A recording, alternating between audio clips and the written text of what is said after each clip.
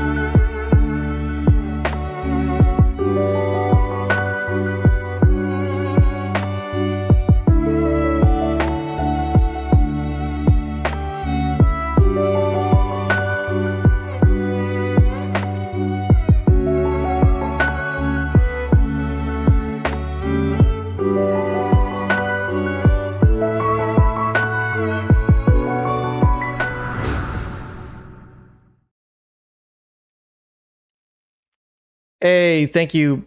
Wait, oops. 1 second. Deactivate, activate. There we go. And I need to fix the audio as well. Wonderful. How does everything crash? Audio output capture. Desktop.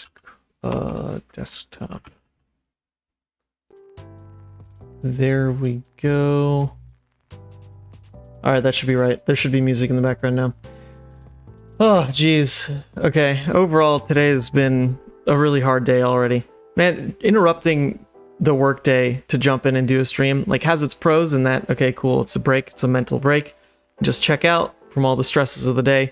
But also, sometimes you just really want to grind away and finish a project, and that's kind of the case here. So, but I said I was going to stream on Friday, and I didn't want to blow it off, because I could also use the practice, honestly. So it is kind of, it's still not the normal programming of Levia. I do have to get some more games in on Azalea and Iyslander, because I got to learn these heroes for some games I'm recording this weekend. So we're just back on that narrative. Hopefully playing like 2 games of Azalea, like a game or 2 of Iyslander, and that'll be good enough. Good enough. Then I can get back up to the grindstone. James, you're in the chat, and it's UK James. I'm just going to say that out loud so I remember which James to reference. James from the UK. And you hopped on top of that comment. You answered already about why the rocks talk. Yeah, it's from this movie, Everything Everywhere All at Once. So, Everything Everywhere, oh, I guess it already typed rock scene. But in that fantastic movie that came out last year, there is a moment where they just, the 2 main characters just get teleported to this like alternate universe where life didn't form, and so they just kind of take a moment and decompress, and mother talks to daughter, daughter talks to mother, and they just kind of hash out some of their issues and make a couple jokes. And it's a pretty funny scene because it's so ridiculous. Like, it's just 2 rocks. 2 rocks can't talk, but here they are. And then it cuts back to them, and they've worked through some problems. So it's a very sweet scene. I liked it a lot. And then it makes sense in the Flesh and Blood world, because why not? We've got rocks. We've got rocks, and they're big and powerful. They deal 7 damage. You just can't have any cards in hand to do it.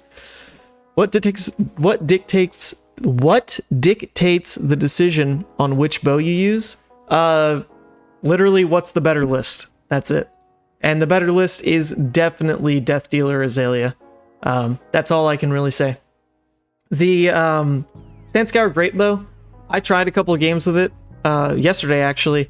And the entire time I knew of that weapon existing and like what it does for Azalea, I thought it always gave an aim counter to the arrow, regardless of whether you're loading it from deck or from hand. But it only gives the aim counter if it's from the top of deck.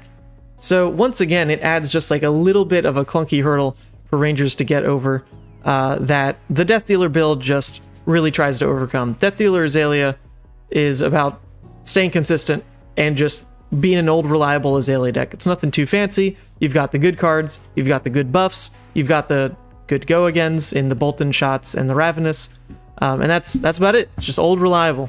And there are a couple new cards from Dynasty that are decent for the deck, Deadeye and Drill Shot. But the whole Sandscour archetype is just not quite there yet, I don't think. A little too clunky. And I'm about to play these games, I'm about to play these decks on camera and record them and upload them to the LSS channel. So I would like to play the most efficient, like most playable versions of these decks, not just with new cards, you know. I want to show off Azalea, but I don't want to show off an Azalea that doesn't really function. So anyway, the other thing to mention is that I got a surprise package in the mail from this lovely guy, Jeff Blakemore. You might remember I was going through the other day all those custom foil dragons that he made for a Dromai deck, and they looked fantastic. And I mistakenly mentioned on stream that he printed the Flesh and Blood card back on those dragons, which, as I later found out, actually I might have them right here. Maybe I can pull it up and just show you. Yeah, here they are. Yeah, so he printed out, let's go back to the face cam. He printed out these like full art. Oh, come on, autofocus camera. There we go. He printed out these foil dragons, right? And on the back of the card, it looks like a Flesh and Blood card. And so I was like, yo, Jeff, I don't know about that. That seems kind of fishy. Well, it turns out he just actually puts the printing over a real Flesh and Blood card. So these are real Flesh and Blood cards. And he messaged me about that just to clear it up and said, you know what? I'll send you some other stuff I've been working on. And look how cool these came out. I had no idea what it was going to be. No idea. But look at this one. This one's more hype. It's more in theme. Check this out. Look at this Dromai. That is a foil Dromai, right? And it's printed on top of a real Dromai. Like, that's all one card. This is the real Flesh and Blood card. And then look at this. Holy moly, that looks good. And it doesn't stop there. He also did the same for a Levia. Oh, I didn't hold it long enough. Look at this. I love this one. I actually have a version of this that someone painted for me. So now I've got one printed, one in foil, and then one that was painted. So I'll probably do a giveaway with one of the two. I don't need all these Levi's. They are very cool to own, but I don't need them all. Anyway, shout out to Jeff. That was really cool of him. I didn't know what he was going to send. I didn't even know he was going to send something, honestly.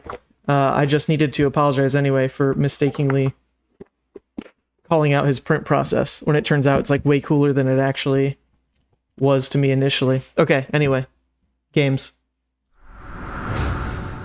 So if you want to get in touch with Jeff to get some proxies off of him, I don't think he has like a real store, but he's on Facebook, Jeff Blakemore. So there you go. Reach out if you care. He's a pretty cool dude. Makes some pretty cool things. But let's jump into a Talishar game with Azalea. Also, I really need to drink water. I'm feeling slurry. And so this is going to be rough, I believe. Public, yes. Competitive CC. What am I playing Azalea against? Fai or aggro, please? That's right, I'm playing Azalea versus Fai in the event. So I would like practice there. But we'll see who jumps in. See who jumps in.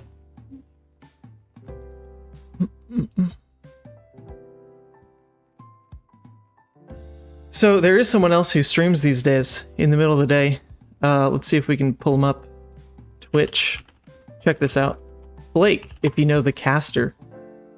Does he call himself Blake? Oh. Never mind, we got someone in here. Yo, thank you. Good luck, have fun. Alright, Flake actually streams in the middle of the day as well. I was just watching his stream before starting up my own. It feels kind of bad. I don't want to compete for the Flesh and Blood streamer space. You know, it's not very wide. I hate to overlap times, but this is pretty much the only time I can do it. So, just wrapped up a meeting, and now we're jumping into this. And what is this? This looks like we're sighting out the fates, the fatigue shots, that makes sense. The sigils also make sense. Only one yellow memorial ground. That's minorly interesting. I guess it's because it's a non-block, but at the same time, putting the red in the ledger repeatedly on top should seem pretty good. Then, of course, we take this setup, so we'll go second. We'll go second. It's nice that we won the roll. We do care about going second as the disruptive deck.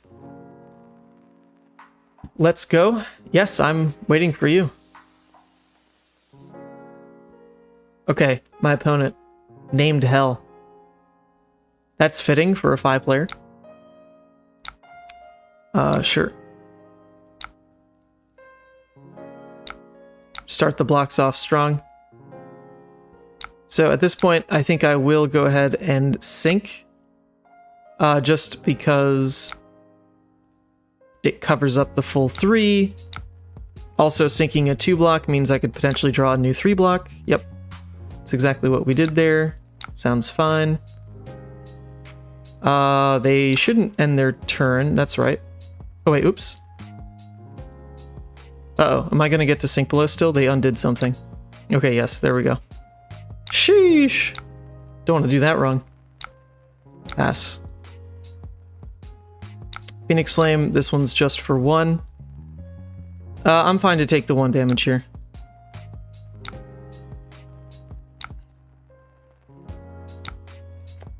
See what else they come at me with. Most likely 1 more attack in Arsenal. It's pretty standard for the Fai here. They leak 1 damage, so they're probably happy with that. Or they don't do anything else with their turn. I'm also fine. That means we get to keep... Okay, this actually works out, right? This is something we can do. Even if we don't have an arrow, we can knock, put red in the ledger on top. We reload. We use Azalea's ability, right? That's how it goes. That is how it goes, right? Yeah. Yeah, let's do this. Red in the ledger, where are you at? We'll just get things rolling. We'll go ahead and reload this card. We'll swap it out.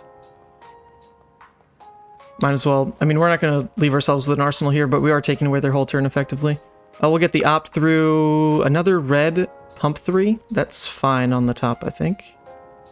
Or maybe we care about digging for more of the relevant arrows, because if we miss an arrow, that's awful for us. And we're only going to get the clean 4.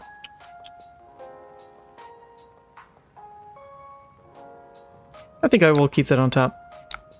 Then we'll just shoot this dominated. 8 dominate. Should shut them down pretty hard. Gives us room to just play a 3-card hand into them, set up Arsenal. Seems okay. You'd opt the non-arrows? Yeah, that's why I paused on that. It probably was better. Okay, if they give us all of the equipment right now, that'd be incredible. Okay. They realize that they don't block 8, so they undid that block. That makes sense. We got a Bolton shot. Not perfect, not perfect. They throw just a snatch at us. Oh, that should be fine.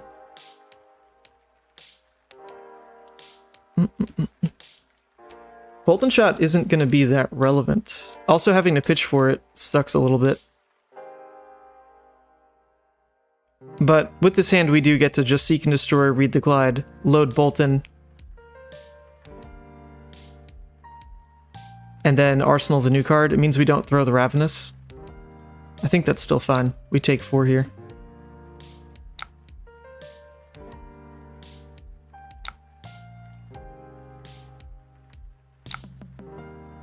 So actually, I don't know if stacking the buffs is more relevant. Maybe playing the Ravenous is better, because the Ravenous is 4 damage, in theory, whereas these are only 3.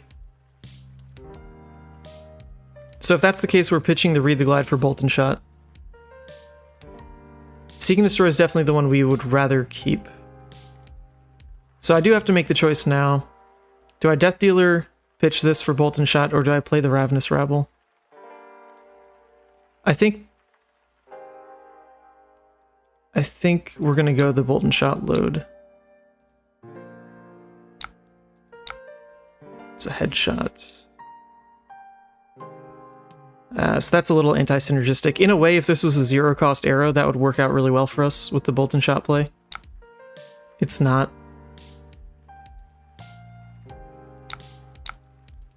Shoot this. It's debatable to pitch Seek instead, so you can opt with Glide. That's also fair, actually. That's a pretty good point. I do... Yeah, I guess I don't know if I really care about the Seek and Destroy hit.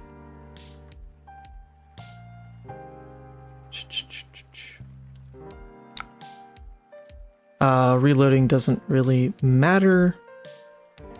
Well, I guess it does. We might as well reload so we can Skullbone. So let's put in the Ravenous. Skullbone. It's a yellow. Yeah, let's get that to the bottom, just for the Ravenous to probably deal more damage, hopefully. There we go. Good stuff. Okay, that's it. That's it for the turn. That all you got? Oh, nice. Actually, we're in a situation now. The Tunic could let us just play Drill Shot, that's it. But we do have to get this out of Arsenal, which would mean we Skullbone, swap it out with Azalea. That never costs us anything, but then we don't know what we draw there. So we can't play with the pure intent of just Tunic, Death Dealer, Drill Shot, because we do need to do something with this card.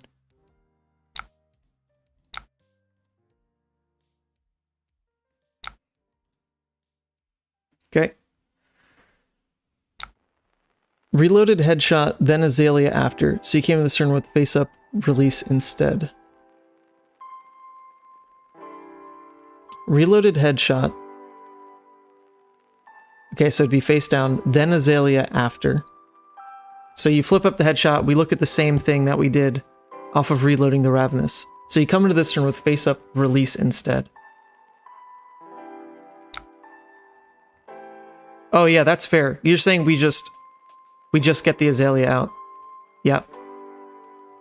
So we would have put the Memorial Ground to the bottom, and then just Azalea blind for the release in Arsenal. That makes sense. Yeah, Rabble should release there. Yep. Alright, they're going hard. Well, they've got the Art of War.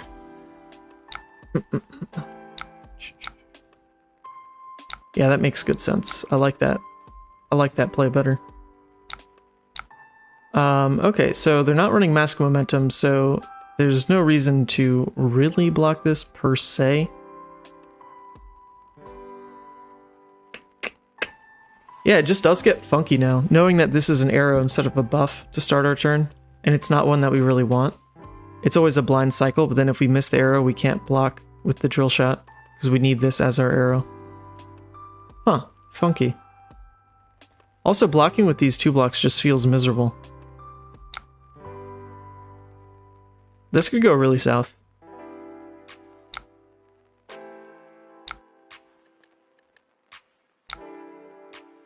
Alright, well at least that all you got on this attack. Get some small value here. You have Cross Wrap and Glide here. Oh, that's right. Yeah, I always think of this as the pitch card, but that's not true. It's totally playable. And especially with Tunic for Death Dealer, this is most likely getting played. So yeah, it's not blind, you're right. We get 2 digs. I like that. Soul Bead Strike. Do we really let this keep going? I almost feel like we want to just end it, right? We block with Drill Shot, we block with... I mean, I guess Read the Glide.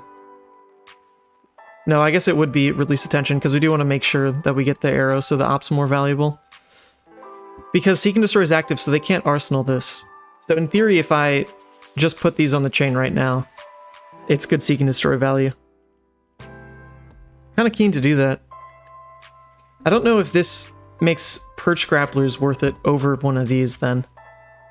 That op feels very valuable. Yeah, it will likely get snaps out right here. So what do you think, Levi? Is this a Perch Grapplers? I mean, obviously this gets blocked. But is it Perch or is it one of these? I'm kind of feeling Perch, actually. I think we're going to do this. Yep, so get snaps out. And then it ends with a snatch. Oh, God. Well, that's actually fine, right? Because, like, the Seek and Destroy is going to kill it. So it's just 5 damage. And they can't snaps make it wider with mask. So it's just 5 damage. That's fine. Don't really care.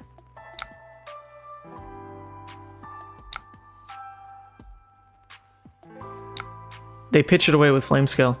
Okay. I mean, doesn't change my plan. Then we drew off That All You Got. I forgot about that draw, actually. Totally forgot about that draw. It's a take game. Okay, so the first things first, we'll start with one of our opt effects, right? So we'll start with Skullbone. Let's see what we get. It's a blue Bolt and Shot.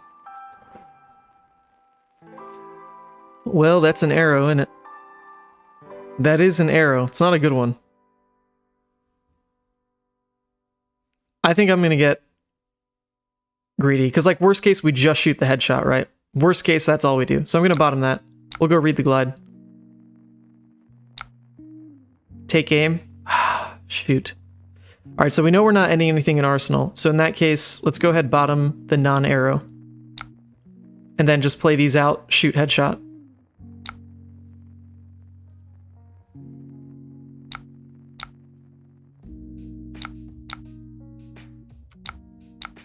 It's still decent damage. It's 12. It is 12. We tried for something a tad better. Didn't get it. Would have been huge if that's obviously like Remorseless, Sleep Dart, Red in the Ledger. We were looking for those. Didn't find it. Hopefully with all the bottoming we did, we find... well, nope. We find a Bolt and Shot. Feels a little awkward to have to pitch for that on this hand, though. I almost would rather keep this in Arsenal. Maybe that's just wrong. Maybe that's a wrong gut instinct, actually. Because right now it's looking like E-Strike this is the 2-card hand we want to play aggressively. Do we want to care about keeping something for Arsenal? Maybe, maybe not. I guess we'll see how much damage they deal here. We could always do E-Strike draw a card, to be fair. And block 5 here. This is a decent Bracer's turn. Oh, so we start with Bullseye? That makes sense, right? That way we don't have to pitch into Death Dealer. I like that. Start with Bullseye to load Bolt and Shot into E-Strike. Yeah, I like that. That makes good sense. Totally forgot that that's the thing. I think in the Azalea games I played before, I actually wasn't even using Bullseye. We definitely missed Lethal with it that one time. Okay, so it's just coming in for 2. Tiny bit suspicious. Tiny bit. I think we still have to try. Like, if that's an Art of War, sure, blow me out. It would seem really weird for it to be an Art of War, because I would have missed 1 damage here. Oh, actually, it wouldn't be an Art of War, because they can't even add back the Phoenix. That'd be, like, super greedy anyway. Add back Phoenix on this. Play Art of War, banish it, give +1. They can't even do that, because this is not a Draconic. So I'm not scared of that. They can't Ancestral it either. Could be a Razor. Sure. I don't think it is. It is.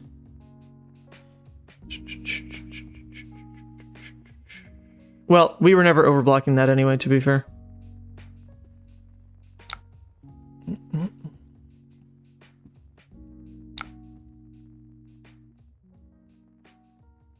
Okay, not bad. Not bad. I do think they're going to try to mask this, though. So that becomes a bit more scary. To really sack Skullbone and Tunic, just to deny mask.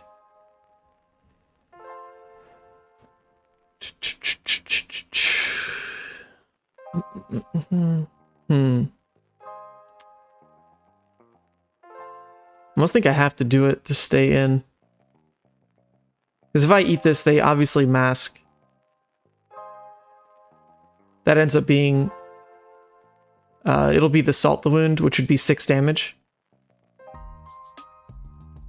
I can't do that.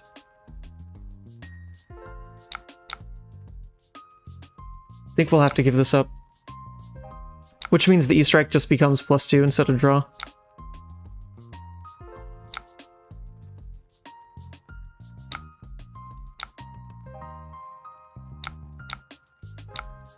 Here we go. I wonder if it's normal to only really find one big disruptive arrow like this. Like, it's turn 5, we've opted a lot, and we've only found one disruptive arrow. That feels like a little low. That feels like a little low roll, but I guess I'm not entirely sure.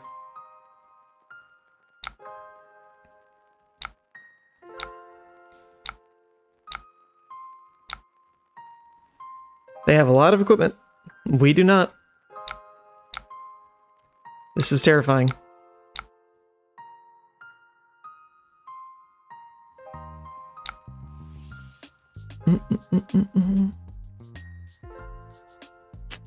IDK, that headshot should be played. You don't think that headshot should be played? The only choice we had that turn was headshot or bolt and shot.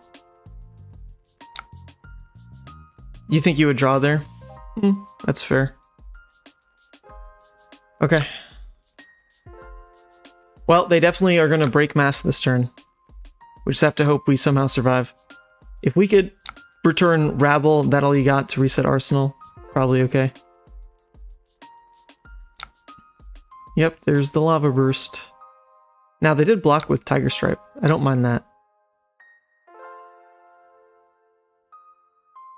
Yeah, we're never actually shooting that.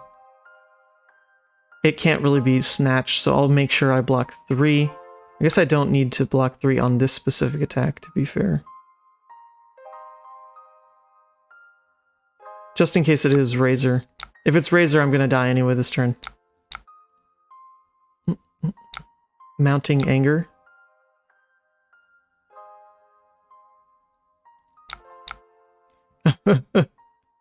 This is so sad. It's all we've got.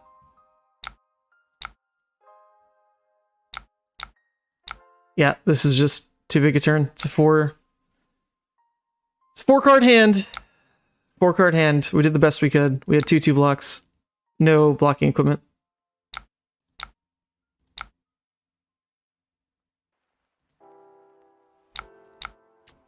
We'll die exactly to this.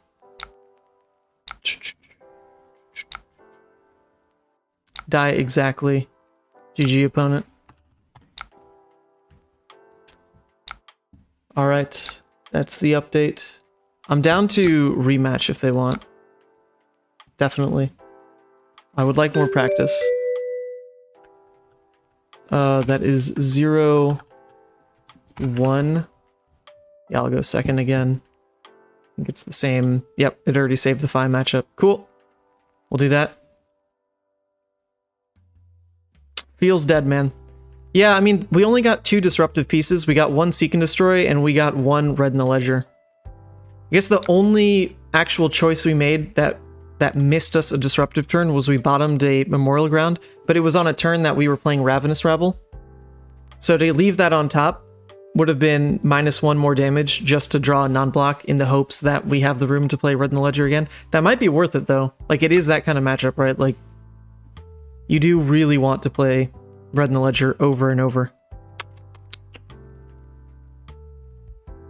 This is a non-block.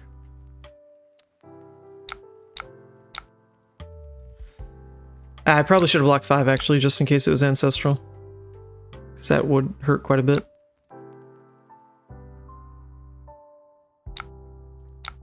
Huh? Yes, that is a Kodachi. Interesting, they're trying a different sideboard. They're feeling confident.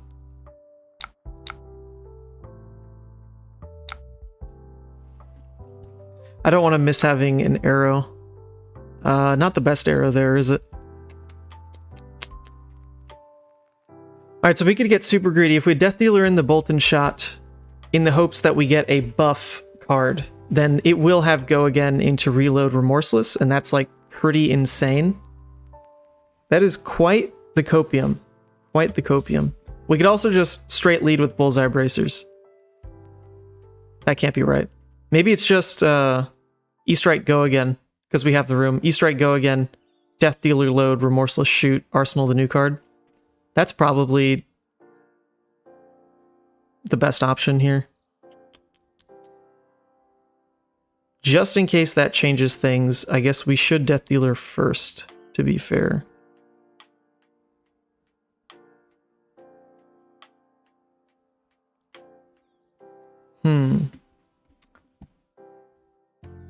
Should we? No, because if we E-Strike here for... No, that doesn't change anything. I'm thinking somehow it's Go Again and draw a card. It is not. It is not. So we'll do this. Go Again. E-Strike Remorseless Arsenal seems fine. Yep. That's all we'll do here.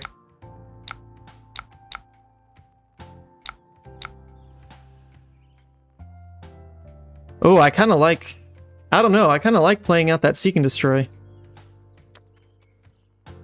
That seems pretty decent. I mean, is giving up an Arsenal that bad? I guess I'd rather stack this on a dominated attack, right?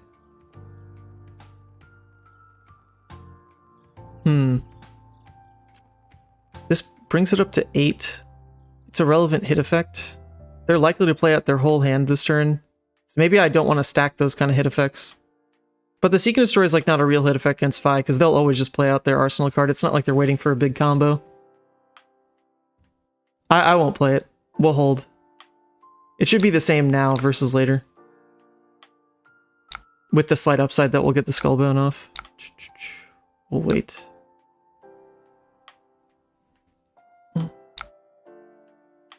Here comes more Kodachi, which doesn't trigger Remorseless. So we've got Sleep Dart, Sleep Dart, Sleep Dart. We even have the Bolt and Shot. So in theory, we want to play for that hand. It's not the most damage, but we could go Seek and Destroy, Bolt and Shot, Sleep Dart. All off of the yellow here, so we can block with the knock. Still Arsenal card. That seems okay. You know, we start making those plans, but we don't actually know what the Fai is going to do, to be fair. Probably just, you know, keep throwing 0 for 3s, if I had to guess. 1 for 4s, maybe. 0 for 4s, by God. You have a knock to get your combo piece. Oh, that's true. Yeah, that's also true. Oh, actually, yeah, because we don't even need to keep any resources to load Death Dealer in that situation, because we have the Arsenal card, so knock is just live for whatever hit effect we want. But then we don't have a free buff card, is the other issue on playing it that way, because we'd have to get rid of the Seek and Destroy. And just a 5 Dominate is not that hard for them to block.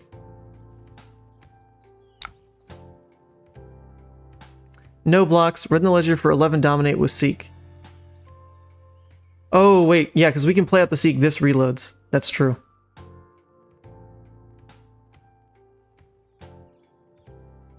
Okay, I like it. No blocks, let's do it. Hit me with everything. We've committed.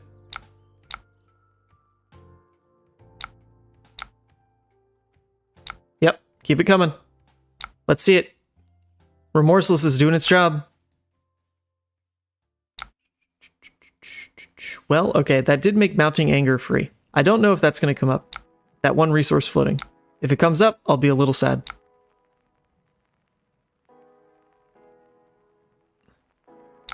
Hey, the more they play, the more damage they're taking.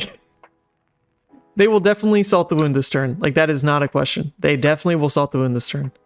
This is getting crazy. Oh, my lord. Another one. That's a big deal. This all seems like a big deal out of them, not gonna lie.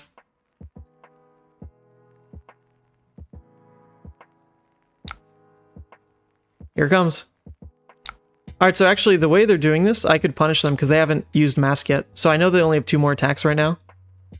So in theory, I could just say, sure, I will throw Perch in front of Tiger Stripe and throw 2 cards in front of Rising and just deny your Salt.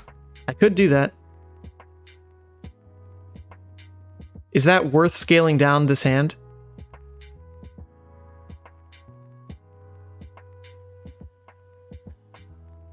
It feels like it's worth it almost, because if not, this Salt the Wound is going to be 1, 2, 3, 4, 5, 6, 7. It's going to be 9 damage. Nope. We'll keep saying no blocks. Let's do it. Maybe they get even greedier. If they don't break Mask right now, then yeah, we'll easily Perch on the next thing. Okay, they do. Yep, this is correct out of them. Oh, I thought this was a 2. Yeah, so actually we'd never... Perch is just inefficient use there anyway. Yeah, okay, so it's going to be 10 actually. Sick. Let's take it. Let's just keep taking it. Oh, yeah. Oh, I love this. Let's go down to 11 on turn 2.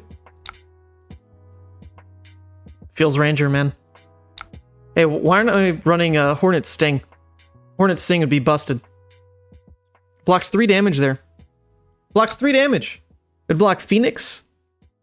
And the +1 on Salt the Wound. I guess that's only 2 damage then. Okay. So now we do all the things. We play out the Seek and Destroy.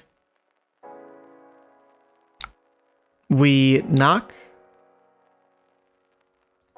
We put the Red in the Ledger on top. We reload this. We Azalea that out.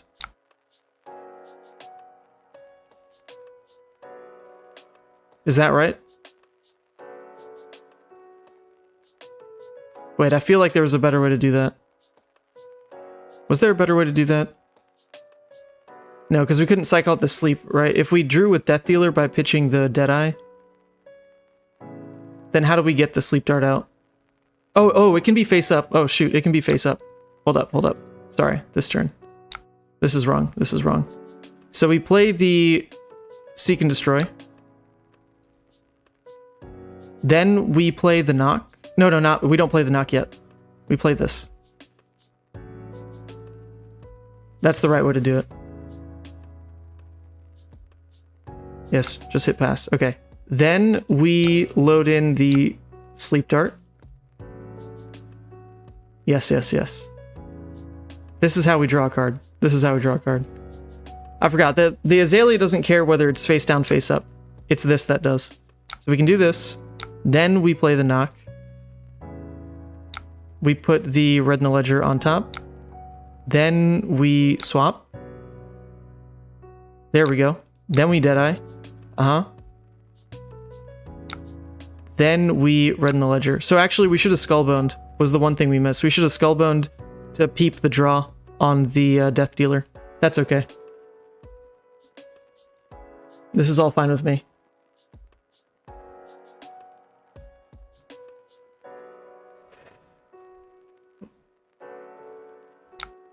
All right. Come on, game. Pull me through.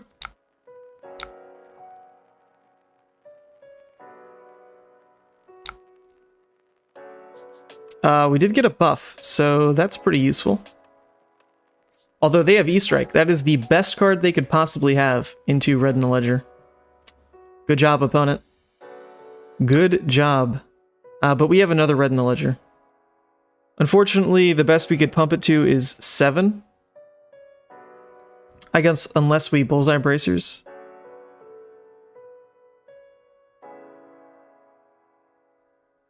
So it would be Read the Glide, shoot Bolt and Shot. If it's a free reload, then we put in the Red in the Ledger, Tunic, shoot it out. Is one way to do that turn. Then Red in the Ledger becomes really easy for them to block, though. We could also, maybe do a little swapping here on the Bolt and Shot itself. I don't think we need the Sleep Dart and the E-Strike, so we might as well block with one of those. We shouldn't need both.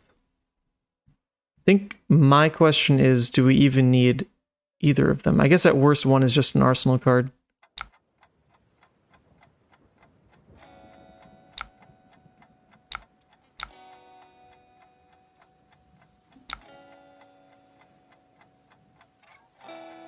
They always have E-Striker CNC. Yeah. As they did. Okay. So now, I think first thing we can do is Skullbone. First thing we can do. That's a release the tension. So if we let this happen, if we let this be the top card, we cycle out Azalea, we play the release the tension, we play the read the glide path, we tunic, load red in the ledger, draw a card, pitch another card for the red in the ledger, still have one card for arsenal. This then gets pumped up to 8-9, which effectively takes their turn away again. It doesn't necessarily deal damage. I still think that's better. So we'll do this.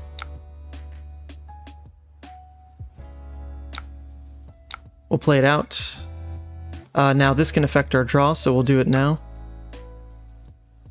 On the Death Dealer, it's a red bolt and shot. I like that in Arsenal, actually. I'm going to leave this on top. We're going to...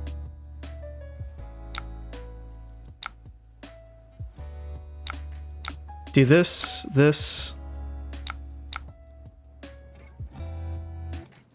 I think this is fine.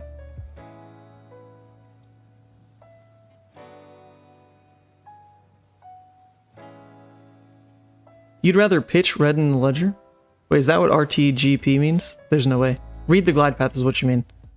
Ah, yes. You'd rather pitch that? That would have let us block with one more card on this turn.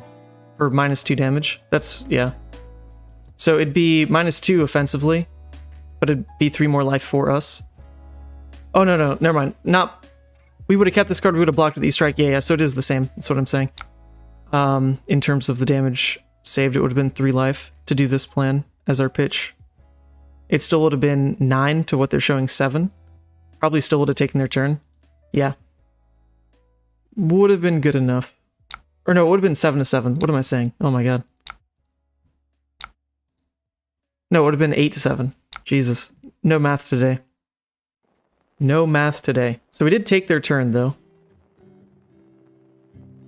Can we string something together here? This is a lot of bolt-in shots.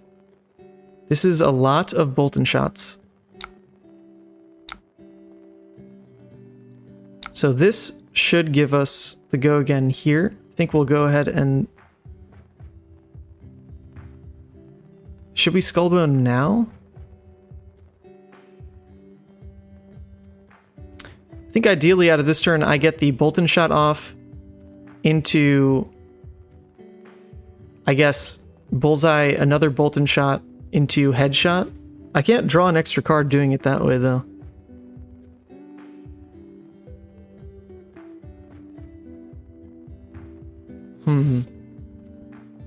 So maybe I can swap this out with the Skullbone, depending if it's worth it or not.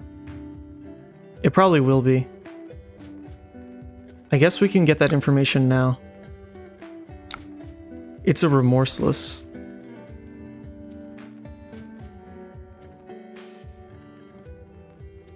Oh, I shouldn't have played the Deadeye yet then. This should have been the first thing I do. I like giving that Dominate, but that doesn't really do enough. So we're just super card inefficient with these. I think what I'd rather do is leave this on top, right? I shoot the bolt-in shot. If they let me reload, then I load in something and I Azalea it away for the Remorseless as the next shot. Seems right. I think that's right.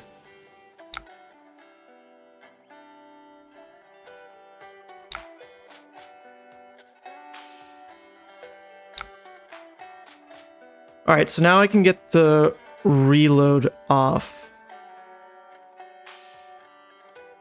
I guess I don't want to reload, right? Because ideally what I'm doing is bullseye bracers for the yellow bolt and shot, shoot the bolt and shot, that one hits, then I load headshot, then I swap headshot, then I shoot remorseless.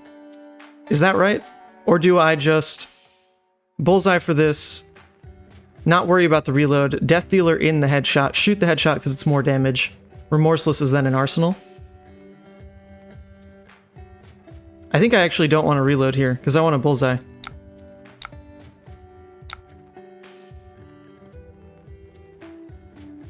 I mean, it keeps both options open because they could block the bolt and shot, so then I just death dealer in the headshot. This seems fine. This seems fine. Yeah, remorseless. Yeah, you're right. They have to block. They're just going to throw these here.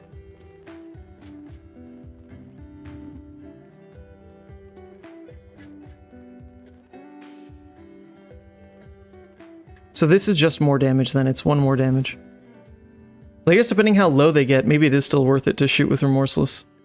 Yeah, because they can block with those armor pieces, right? The unfortunate part now is I can't swap the headshot on the remorseless by death dealering it. And this does break the combat chain so they can block with furnace again, which is mildly annoying. Yeah, that's the one weird part about that, about how that works out. I don't think I can control that, right? There's no way I just death dealer in and still somehow save the remorseless to swap it. That just doesn't work. But now I feel like I'm dead again. I'd feel a lot better if Tunic was up into this next turn cycle, so I could just, you know, block with 4, remorseless for 5, in theory.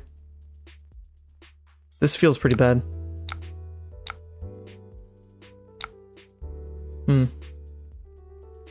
You lean towards sending remorseless to the bottom? Yeah, I mean, I was wondering whether or not they would let the bolt and shot hit at all. Because if they did, if they played dumb, then I want the remorseless on top. I definitely would at that point. Because then I can swap it in, dominate. Sure, I don't end up with arsenal, but then they end up facing down a 5 arrow with dominate. And can't... I mean, at that point, I guess it wouldn't have hit because they would have had an armor piece for 2 because they wouldn't have used it on the bolt and shot. I don't know. Okay.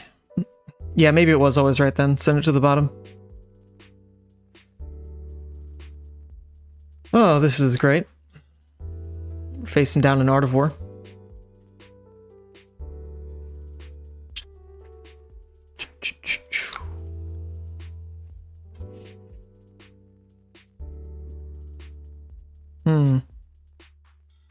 We don't have another yellow, otherwise I'd... this blocks 3. Actually, what do we even need a yellow for, to be fair? This blocks 3, this blocks 3. This is a pump, and this is our pitch for the remorseless. Pretty much all we're looking at. Well, we know they run Razor, so if we just say no blocks, we're dead, but we're always going to die to a Razor this turn. To be fair. To be fair. We're never blocking around Razor.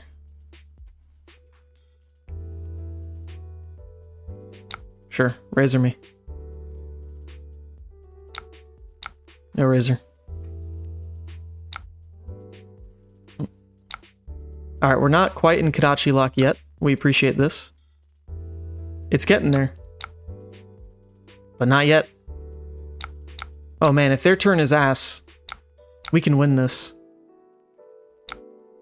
Oh, this is all they got. I think we just send the full equipment suite, right?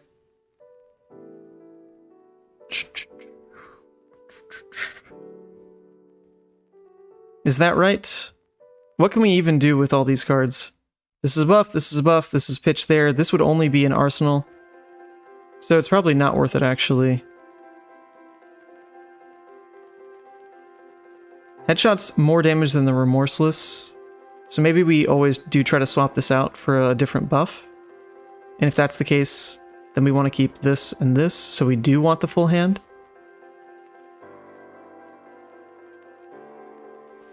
Yeah, that is good for the Kodachi, that's super true. So I think we can get rid of... Worst Art of War ever?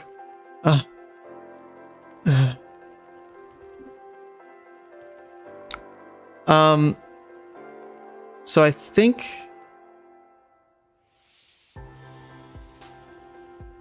we get rid of the Perch Grapplers and a buff card. Feels more correct. Defense reactions can't be played from Arsenal this chain link. Well, we know that's not relevant, so we'll do this. Okay, because there's a chance that we can just swap this out for a buff, and that's better, because we'll load the headshot. Right, so let's start with that.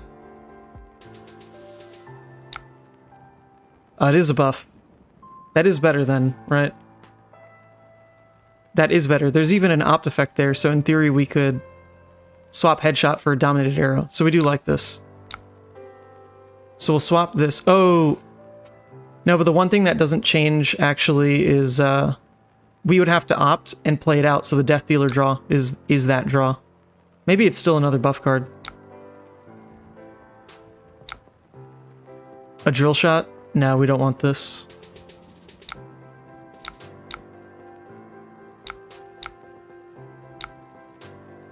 Let's just shoot all the things.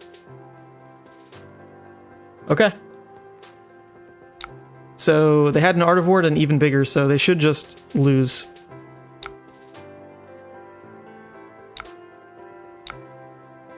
This comes in now for 11. Yep, okay. Oh wait, oh no, they're at 4. What am I thinking? I thought they were at 1. Alright, so they do survive. They do survive. But we should have this game unlocked next turn. We have Tunic coming up, we have Bolt and Shot and Arsenal. No buffs! Oh god. We saw no buffs. And we drew a sync. Uh-oh. This has become questionable. So we get one chance to, like, for sure dig for something other than Bolt and Shot there. Oh, okay. My opponent conceded. GG's. One more? I do appreciate this matchup. I do want him to try Ember, though. Go Ember this time. Again. We're getting better. We're getting, like, slightly better at this deck. Slightly better. Marginal. With every game, we get 1% closer to competent. That's only 100 games, then. That's all we need. It's not bad. Levi took more than that.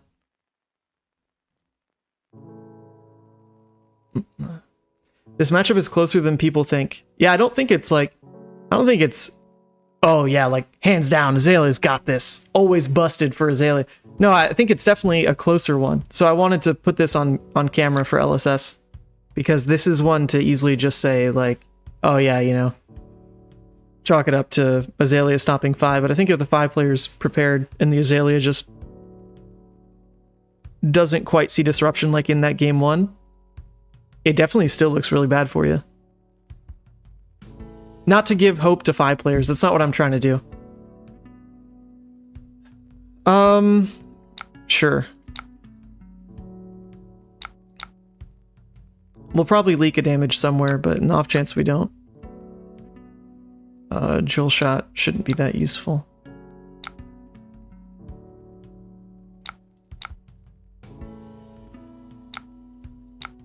Now it's 2 damage.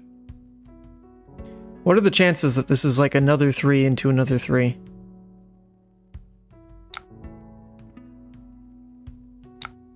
They're kind of big. They're big chances. I shouldn't have blocked on this one. Yep. Although, to be fair, so I wouldn't have blocked here, and then I throw 5 on the Soul Beat Strike. It would have been the difference. So I take 1 damage. So, in a way, I only take 1 damage here as well. It depends whether they attack with this card or not. Which I hope they wouldn't. They definitely could. It's free damage for them. Yeah, so blocking the 2 on the 1 just was not worth it.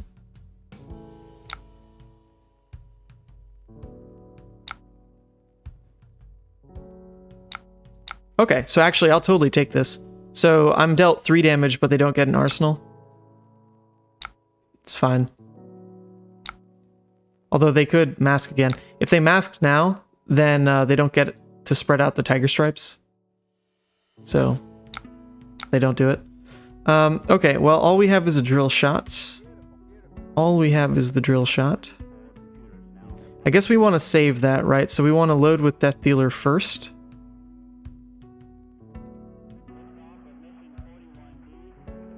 Load with Death Dealer first.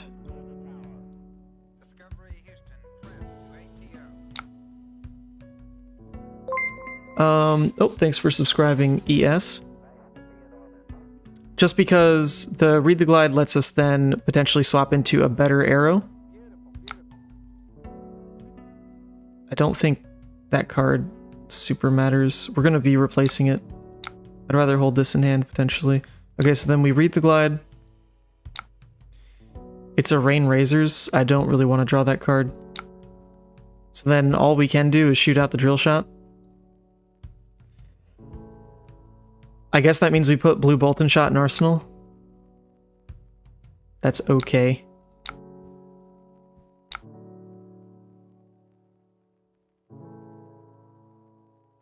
Yeah, never put it on this because they're most likely going to break it anyway. If we put it on this, then they only get one chance before it breaks. So that should be more relevant. We'll do that. I've never actually resolved drill shot before. It's unique. It's interesting. It's different. Okay, now we clump with no buffs. Don't enjoy that. Phoenix for 3. Let's get rid of this card. Ember for 3. I think all I'm hoping for is that I can swap out the Bolt and Shot for a pump card, and then I just Death Dealer away the Bolt and Shot into Headshot, and that's at least damage. So if I don't get that all you got value this turn, not the biggest deal. Because the card I draw off Death Dealer is resetting Arsenal anyway. There's no reason to block the Bolt and Shot on the Phoenix then. Should have just held on that. That's fine.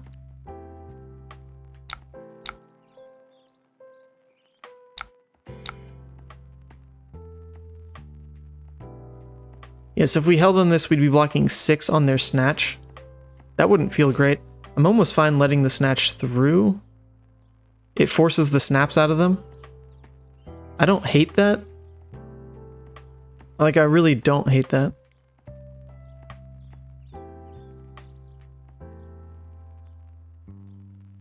We're betting a lot on this actually cycling out and being useful, though. If this doesn't, that'd be very sad. Like, if all we find is more arrows, and then we just load in the arrow, all these cards are dead. Oof, that would suck. That would suck. Let's see. Okay, they don't Snapdragons. Oh.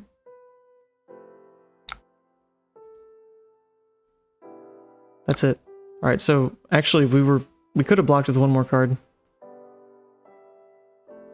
That turn just looks super clunky across the board. Sure. Let's hope and pray. It's a Deadeye. Yes, we'll take this. We'll swap that out. Now we can actually pretend we were smart here. Because we'll be able to maybe shoot both of these. Although this wouldn't get the buff. Because Bolt and Shot would load it face down. Huh. I think we still... No, maybe we do... Oh my god, I'm so bad at this deck. Headshot is just damage here. If we go for the Bolt and Shot, then shoot Headshot, then we wouldn't be left with an arsenal at all. We could draw another 0-cost arrow off of the Death Dealer, and then the Bolt and Shot has something to do. Or maybe if it's a more relevant 1-cost arrow, then we're okay pitching the Headshot. So I think we still do load the Bolt and Shot first. It's a Seek and Destroy. Okay, so in this case, we just play out the Seek and Destroy. We like that. And just shoot the Bolt and Shot, and this will stay in Arsenal. That's fine. It worked out. It worked out.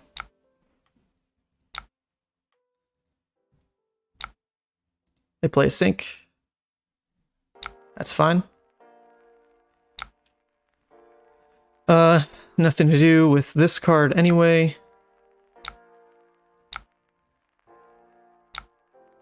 Toss it in Arsenal. Okay, so we have the knock play again. We actually have knock plus Findles plus a buff. And then we even have a card that we could replace Arsenal with it. If that's how we want to do things.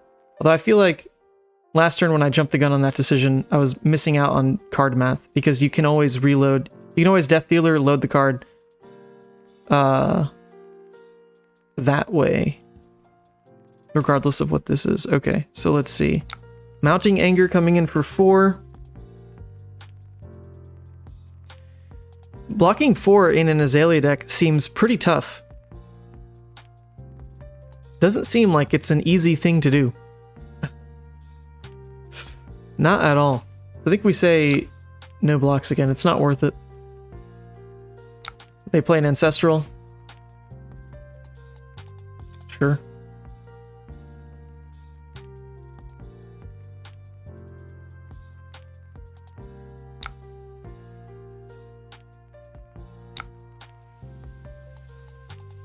So we want to make sure this gets out of Arsenal. But we don't want to use knock on that specifically. We want to just... Oh wait, no, this turn is a lot more challenging, isn't it? Because we can't just get the headshot out of Arsenal and make the knock plays that we want to. Or can we? Hold up, because... Knock could load something. Death Dealer draws it, but then it's in hand. And then what? So maybe that means we're trying to shoot Bolton shot first. That still means we need to get this out of Arsenal. Oh man, I don't know. I don't know what you do on these knock hands. There's a lot of decision trees. I feel like some of it's such an unknown too because of this card. But maybe I'm just thinking about it wrong. Because you can control the top deck with knock. Comes in for 2. You have Tunic to fire, so you can block 3 and then Red in the Ledger for 8 dominate. I can block 3. Okay.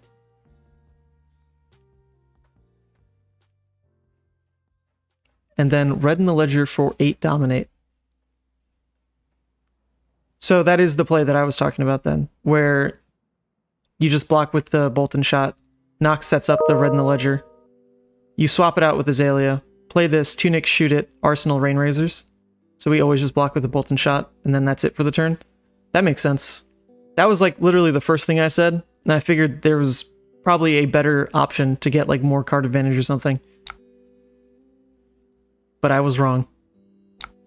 But it's okay, there hasn't been like a perfect spot to block 3 anyway, so that line is still open for this turn.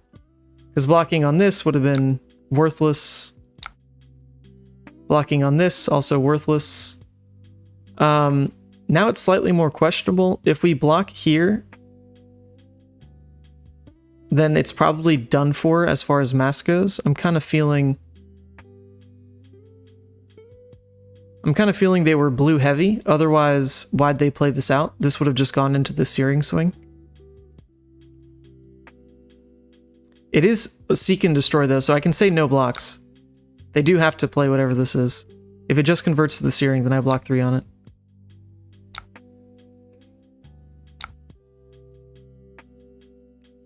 Okay, yeah. So we can block 3, cover decent health that way.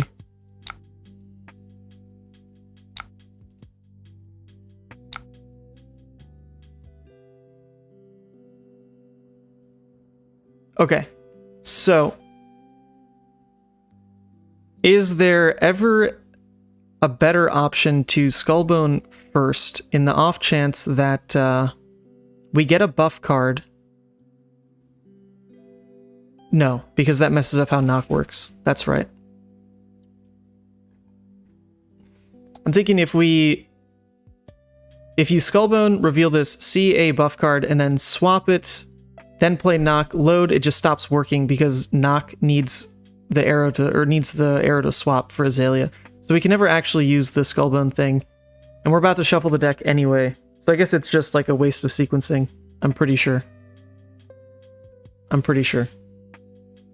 Oh, if you find the Red in the Ledger or Remorseless on top, sure. Yeah, if it's already on top, then that is better for the turn, isn't it? Yeah, because then this becomes the buff card and this becomes the Arsenal card. That's fair. Okay, yep. That makes total sense. So now we swap it in. This. This. We shoot the red. That makes total sense.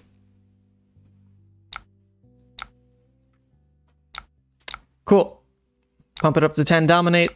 Can't do anything with their hand. By God, if they have a CNC or an E-strike, I would feel miserable. We put the knock in arsenal. This should line up into another pretty good turn for us, I would think. They come in for just 4. Okay. I think we're fine to block 3. I'm pretty sure.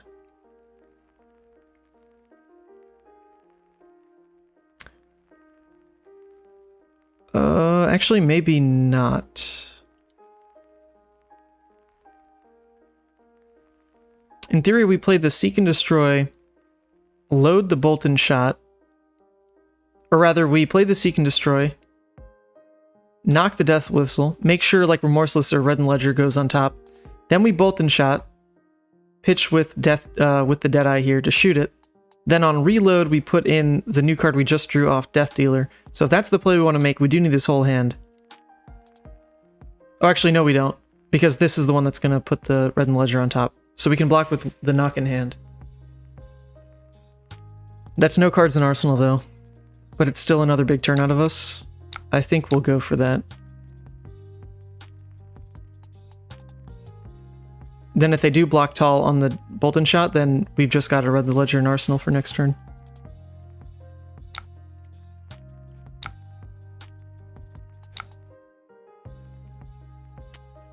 Okay. So let's put... actually, do we want to just load the Bolt and Shot? I think we do, right? Wait, no, because then we don't draw the Death Dealer, so that doesn't actually open up anything. Well, hold up. Yeah, we can put this on top. We just swap in for the new card. The Red and the Ledger or the Remorseless. It gains Dominate, and then we're paying out the Seek and Destroy anyway on top of it. I think that's better. That's got to be better. To just put Seek and Destroy on a guaranteed Dominate arrow. Yeah, that seems better. That seems much better. Okay.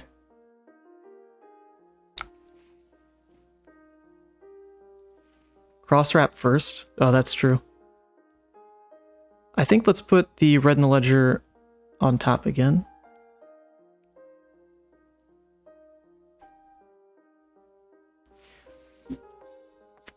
For 11 Dominate, how do we play out both buffs? Am I thinking about this wrong? Can't we only do one buff? I may have messed this up royally. Some capacity here. Was 11 if I didn't block? Okay, I see, I see.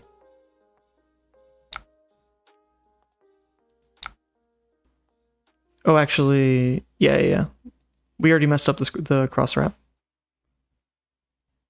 True.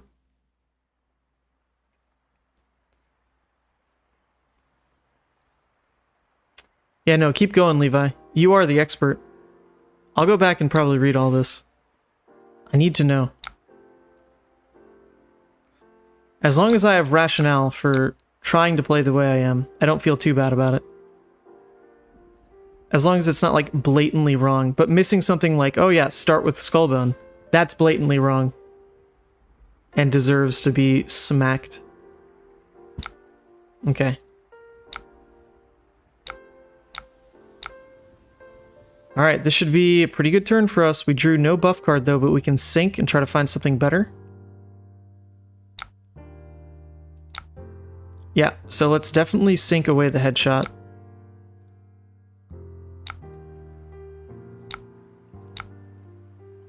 Another Bolton? I mean, that makes this turn kind of easy decision-making wise, right? Like, all we do then is Bullseye, Bolt and Shot, shoot, Drill Shot, shoot, Arsenal, Bolt and Shot.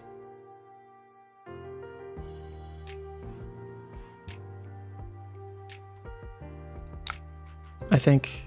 That's gotta just be how you play this kind of hand. Oh wait, oops, oops, oops. Oh no, that's face up, so I couldn't skullbone. Yeah, I couldn't.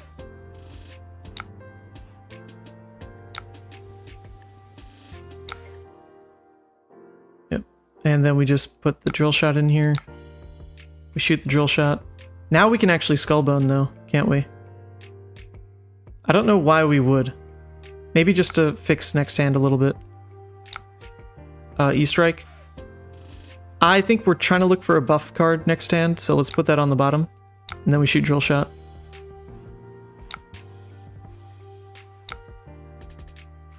Alright, now we should put it on the tiger stripe. Actually, does it matter for our breakpoints? If we make this a 0, and then we shoot like a 5, they still put the Shuko in front of it. If we make this a 1, we shoot like a 5, they still put these two in front of it. So I think we'll go ahead and just put it on the... No, actually, I want them to be incentivized to block with Shuko so it gets less value this game. So I think I do want to put it on Flamescale Furnace. Right? Because if I put it on here, then maybe they just like hold on to it a bit longer. When I want them to try to use this for the 2 sooner rather than later. I think that makes like minor enough sense that I'll play it that way. Oh god. No buff card. Not again. Not again. This is problematic. Problematic. I think no matter what, we don't need the resource card though, so this can probably block this turn. We definitely want to try to block with this as well. Draw a better card. But seeing as we'll have Tunic up, and this is a 0. We don't need the blue.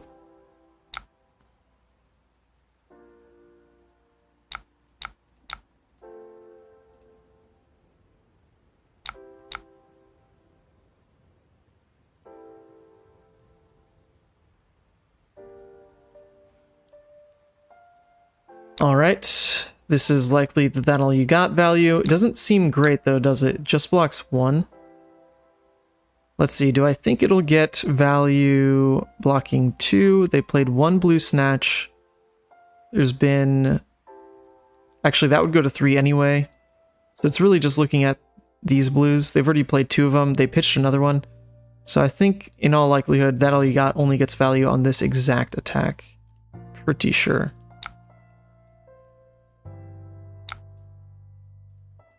And I do want to draw the card here. I really do.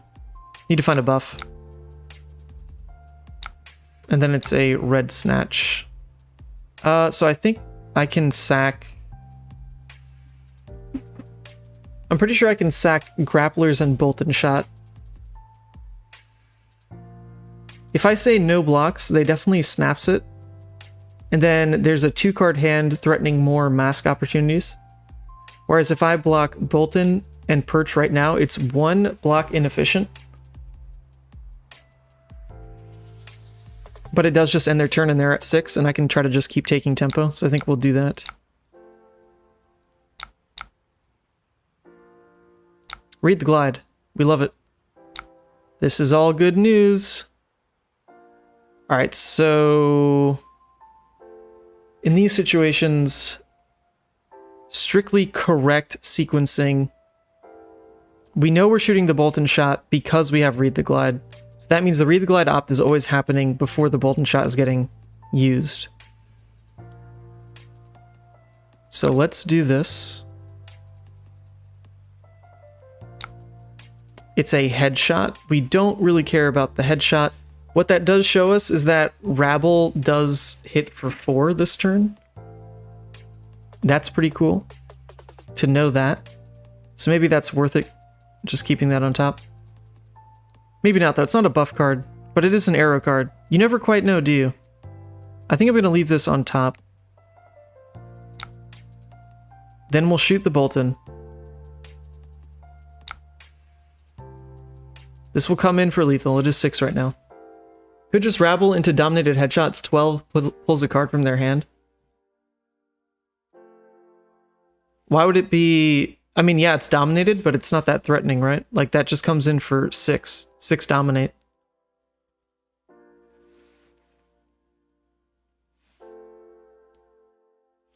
Because it comes in... Does it come in face up? If you do, put the top card... Oh, face up. Yeah. It does line up from this. Oh my god, Levi said my line is better? He did! Insane. Insanity.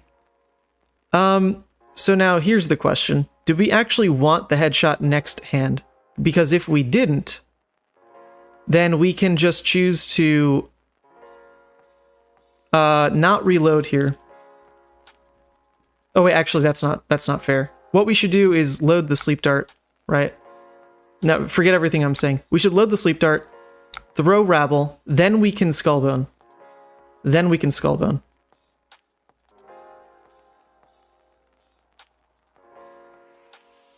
Actually, depending how they block, maybe it's good enough to just swap it in for 4 dominate.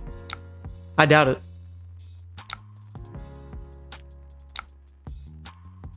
Yeah, so if this is a 5, if Skullbone sees a 5 here, we win. Let's see it. Oh wait, what am I saying? We know the headshot's there. Jesus Christ. What was the point of me doing it this way? Oh, I think it was because I want to bottom this now. I'm pretty sure was the idea. But maybe I don't. Maybe I do want to keep this. I still just don't know. Every time I look at this card, I think we'll just keep it. Forget it. We knew it was there. This still takes 2 cards from them. They throw back at us with a 2-card hand. We have at least the headshot coming in. I just don't know how to value... Oh, it is 6 dominate. Oh god, it's 6. I just said 4 out loud. I just said 4 out loud. But then I corrected myself because it is 6. And then I said 4 again. Oh my god. Oh my god. We're trash. They chose 5 draw card. We should never care about this. We've got him with the Rain Razors anyway. Don't worry, team. Actually, I always should have blocked with a card still. It's okay. So... Sure. We load the headshot, make it as tall as possible. Oh, this is even better. Oh, now we're being really mean. Yep. Give me another headshot. Do I have another headshot? I don't. Yeah, okay, GG. Woo! I'm bailed. I'm bailed. My god, you've never seen a worse Azalea. Somehow beat a Fai in a best of 3. You so slow. Learning the deck. Thanks for the games. You could always say no on the rematch if I'm too slow for you. Just saying. Okay, GG's opponent. I appreciated that. Remorseless on the risk of him drawing sync off of the E-Strike. Yeah, Remorseless, because it says... What does Remorseless say specifically? You can't play defense reactions from Arsenal. Yep. So that specifically. But 3 game, same slow way. What do you want to do about it? Games are over. I said GG. And I... Alright, the Fai player is just very upset they lost to best of 3. It's alright. This guy, I mean, it says he's hell. Maybe he can go back to it if he wants. It's fine. Alright, I do want to now play even slower and get like 1 Iyslander game in here. Dash or aggro, please. I just have to. Alright. It's painstaking. I understand. It's painstaking. It's very tedious. But I have to get these games out the way. I have to play in person with these decks tomorrow. Okay. Yep. Good luck, have fun. Yeah, sure. Just practice for me on a new deck. Thank you. Okay, so versus a Rhinar. I assume the non-blocks are pretty decent to drop. Against Rhinar specifically, right? You don't want to get stuck with this. But at the same time, a Rhinar deck tends to not be super blue heavy, so a Blizzard really could be good. So maybe it's the amulets I cut instead. I leave the Blizzards in, I cut the amulets. I think these also seem like really clunky blue in this matchup. They must be. What else do you cut? Like, ratio seems so odd.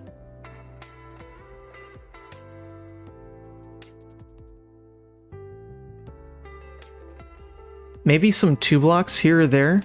Like, I could drop... I don't know, any of these? People said drop the Polar Blast before. That didn't feel right. Cards like Frosting, I don't quite get why they're there. Maybe these are for when you just need, like, more ice cycling through your deck. In this matchup, we don't so much, but these are 3 blocks. So maybe it's drop, like a Hypothermia. No, this card's such a blowout. Maybe I drop like 1 Blizzard. I'll drop 1 Blizzard. Oh, Brain Freeze. Yeah, I totally forgot that card's in the deck. Yeah, let's drop all the Brain Freezes. That's true. Let's add back an Amulet of Ice. I always forget those are in the deck. That's a great cut. Let's do this. And we'll go first. We want to take Coronet, Tunic. Sure, this seems fine. Start. Oh, baby. We've done it. We are gods at the game.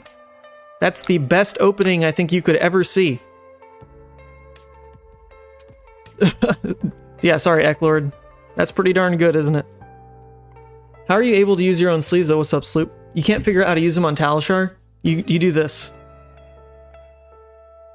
Oh, wait. I don't even see it anymore, actually. Oh, no, here it is. They should pop up under card backs. So these are connected to, like, your Patreons. So I've got mine and I've got Hometown. Sorry, I'm not a Sloop Giga Chat. I'm not a patron. Apologies. Yeah, this is probably worth playing out the channel right here, right now. Should just kill everything. Looping into a Hypothermia on our own turn seems... Or rather, back in Arsenal seems pretty rude.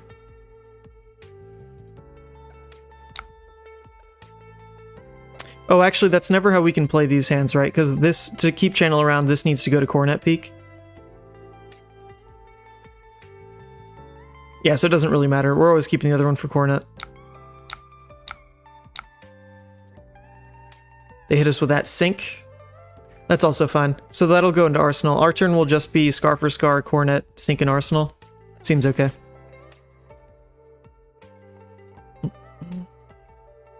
They discarded a Swing Big and a Pulping. Sure. They still managed to swing 8, but I really don't mind. They do reset Arsenal. This being Savage Feast as their card there. Pretty fortunate.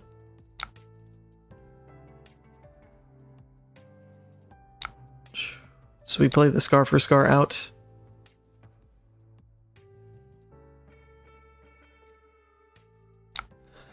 They're running this as just a junky blue. Do this. Also, to be fair, taking a bit longer to play is actually better for in-person gameplay because we have to record these videos and make them look interesting for the LSS channel. So if it is like a 5-turn Fai game, if it can look longer, that's a good thing, you know? If it can be like a 30-minute 5-turn game, that's actually better for camera. Obviously not like great for Talishar, but just in terms of pacing. Okay, so let's go ahead, I guess, get these out. The fact that we can full block the Erase Face is really good for us here. They have AB3, so I think the Emeritus is actually better for us to keep in deck in case of second cycle. Because they can always just pitch easily onto the blue here. So, sure, let's do this. Also, the Ice Bolt's going into our Tunic cycle for Moon to slap them next turn as well. Okay. Not gonna sink anything, don't need to. Smack him. Sometimes Iyslander feels very easy. Like, sometimes her hands are just pretty good, you know? I like playing... Okay, they had Beast Within. That's good for them. They banished a blue, 2 blues there. That's also good for us.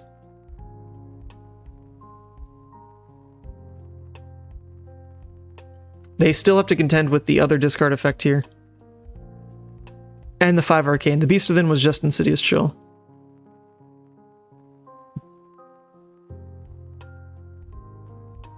Oh, okay, catching up on chat. Levi, I need to read like every comment you made. Like, truly, I need to take notes. Aaron, you said, finally made a live. Do you still want a dash matchup? I do need to get back to work. These need to be like pretty tight 2-hour streams. So I guess we'll see how fast this game wraps up. Because I have like 30 minutes, basically. I promise if we play the dash game, I'll be quick as a lightning bug. We'll try. Okay, so right now... This looks pretty good for us again. Issue being, though, we're pitching a blue out to make that play.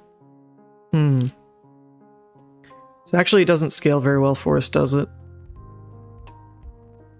I think ideally we're looking for Polar Blast and Arsenal. We can get rid of the Ice Eternal, shoot out the Ice Bolt, Tunic for Moon right now. And then we could just block with both of these cards. We could.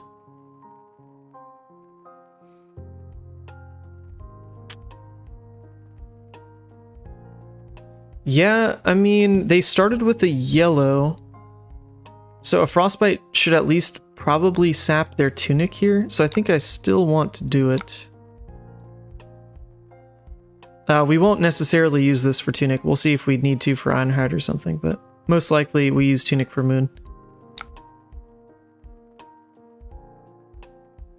Oh, actually, on that kind of hand, is it better to just full keep those 3 cards? I block with, hopefully, Enlightened Strike on the Wild Ride. And then on my turn, I just Aether, Fuse, hit them, Moon them? Maybe that is better. Maybe that is better, just because we started so strong with the Insidious here. Alright, enough thinking. Sorry, opponent. Sorry, opponent. Yo, did you already talk about any LSS update? Yeah, I mean, there's a couple things in the pipeline there. I'm in charge of the SEG cons. So, SEG con coming up in New Jersey in 1 more week. I will be streaming with Ethnic Smoke. That's going to be hella fun. He's flying all the way out from Northern California because after we did that Clash series together, I hit him up. I was like, hey man, oh my god, it didn't even gain go again. Oh, poor guy. Poor guy. So do we care about throwing 7? I don't think so. I think we're going to do this. Just save the HP because their turn's dead. And then hit him with Moon.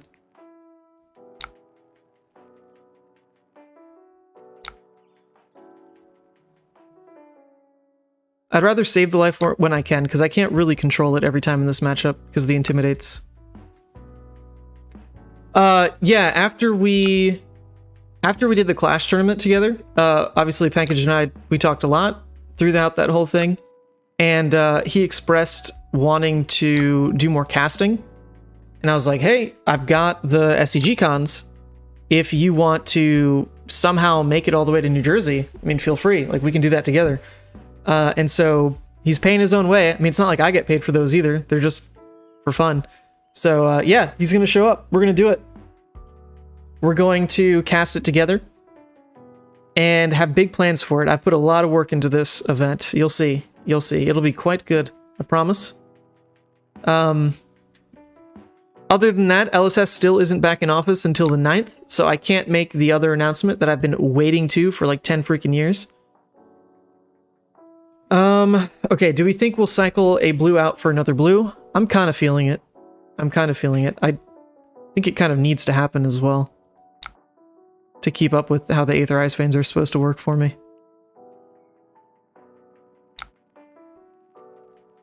Let's draw. Okay, we did hit it. Nice. Is that likely to be a pummel? Probably not. If they're running all the barragings... If they're running barragings... I guess that's only a blue barraging, so that's pretty standard. But they're running the draw discard package, so I don't think they'd have a pummel. So we should be safe to block with this. If I really want to play around it, then I don't block with that, to be fair. But even if they do pummel me, then I just discard the Aether Ice Vein, and my turn just becomes Coronet Peak, Arsenal Insidious, which is fine.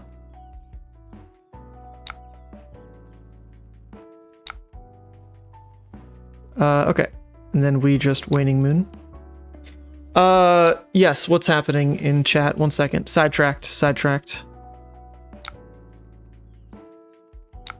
Yeah, do we actually want the Insidious or the Aether Hail? At this point, with how damage is, I'm kind of more inclined to go Aether Hail and just trade 1 card for, well, 2 cards for 5 damage and a Frostbite.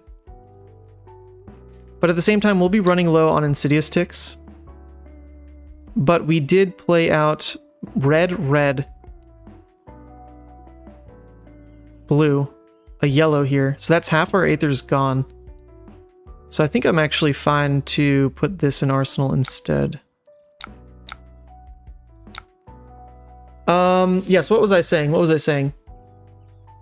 Congrats on being charged of SCG-Con. Saw that and so glad you're getting them. Well, I mean, it's not like they gave them to me. I fought for it. I was like, it's so dumb that you don't cover these things. Like, what is wrong with you people? Not LSS, but SCG-Con, because they cut their coverage team. I was like, look, I'll do it for free. I'm gonna have to like crowdfund it from the community to make it possible. But if you can just like let me do them, if you can make sure, you know, there's some cooperation at least to make it easy for me to lug my equipment around and set up, then yeah, like I'll definitely stream them rather than play them. That sounds great. And LSS was definitely behind that idea. They want more coverage. So between LSS's blessing and SCG-Con just like doing nothing about it, yes, I get them. I get to stream them. Okay, so before the draw, in theory, in case it's like a beast within, I would want to shoot them. So I think on my turn I want to put the Cold Snap in Arsenal, so we can get rid of the Aether Ice Vein. We can block with the E-Strike. I guess it does make me question what happens with this Intimidate. If it intimidates the E-Strike, then we don't block with Ice Eternal. If it intimidates the Ice Eternal, then we block with E-Strike and we just Coronet Peak, because they use their Tunic right now, which is quite nice. So, yep, we still want a Waning Moon right now, just in case it is Beast Within. Although I guess we would get to respond to the Beast Within trigger. So that's not true. I could have waited.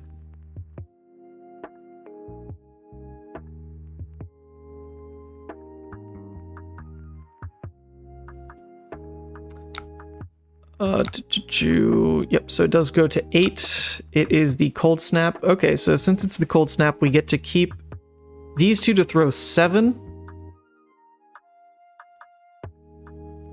Actually, I almost still prefer only Coronet Peak rather than throw 7.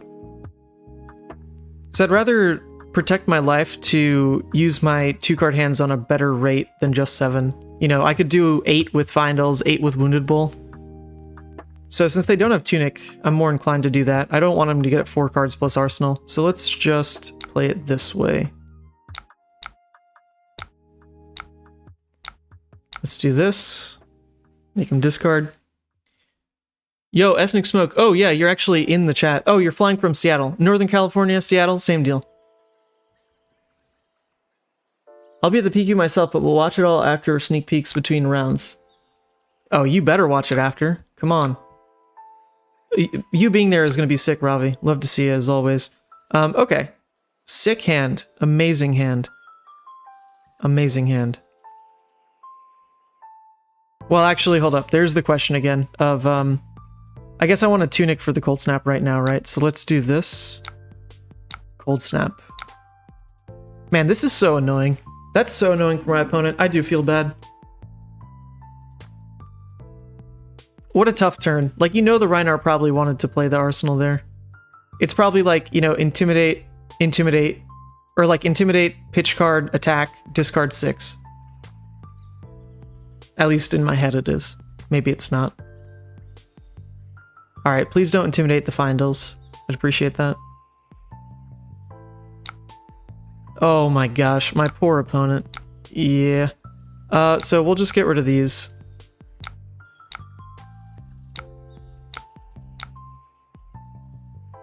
Then we do this. Actually, this lined up really nicely again as well, because we just skipped over putting the Insidious in Arsenal on that other turn, and now we're actually forced to put the Insidious in Arsenal anyway, so it will work out for us.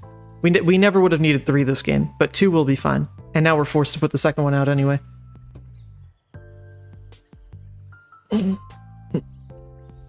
We are going to have the min-max PQ with coverage that weekend as well. Yeah, I feel bad. There's a lot of people trying to, get into the coverage arms race, but I don't think anyone's going to hold a candle to what Pankaj and I are doing. Just saying. Ours is going to be top-notch giveaways all day. All day. We've got a content plan written out. It's like the most prep I've ever done for an event.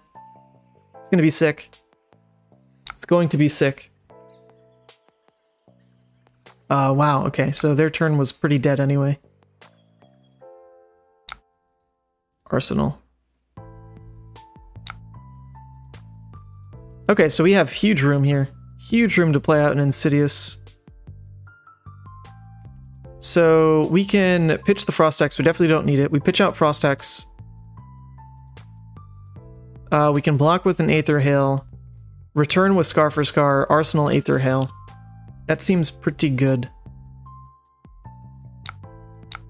We could also, since we're in the business of winning the game, we could also just turn one of these into Waning Moon damage, which is probably better. Just because we know they eat it. Now, but it's that same thing where we don't necessarily know when we can block, so I do prefer blocking. This is their second Blood Rush, they're pitching it. That does mean I do have more room. But with a new Insidious in play, I think I'll protect the HP. I'll choose HP. Return 4. It is on Saturday. The ProQuest is on Sunday, and we don't have actual plans of streaming the ProQuest, but in all honesty, I'm kind of down. Oh, they drew into their next Blood Rush. I'm kind of down where if my if Ethnic Smoke wants to stream it, if Alex wants to stream it, if maybe other people want to step up and cast it, then I'll leave the setup and just play. I definitely don't want to cast both days on the weekend, but I'm fine to leave someone else to the production on Sunday to stream the ProQuest. I definitely just want to play in it is all. So we'll see what people want to do. Okay, so now we have the option. We could Storm Striders here. It seems super dumb, but maybe it's just gonna win the game. This is their last Blood Rush, in theory. So we Storm Striders, we can Aether Ice Feign. We pitch here, we fuse it. Trigger. Oh, actually, no, we'd have to pitch this as well. Well, that's probably not worth it then at that point. We don't have Tunic up.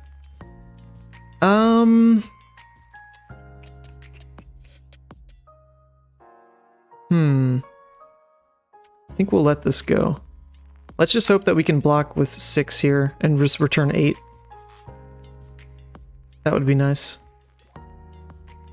Maybe it was worth it. I don't think we really die from being this high health, is all.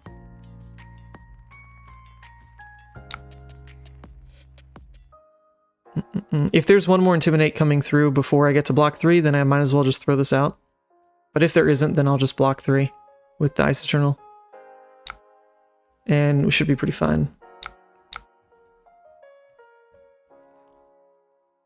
Okay, nice. So we do get to save all our life here.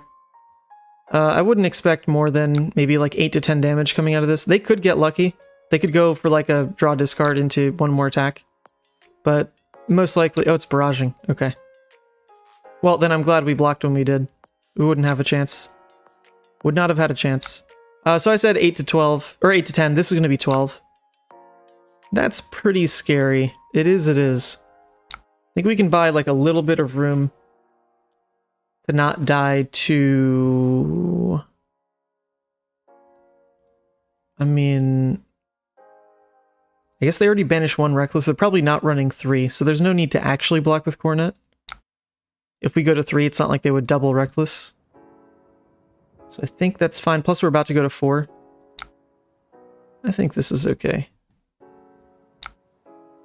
Yeah, so I probably should have Storm Striders. It means I don't get to return with like any kind of hand.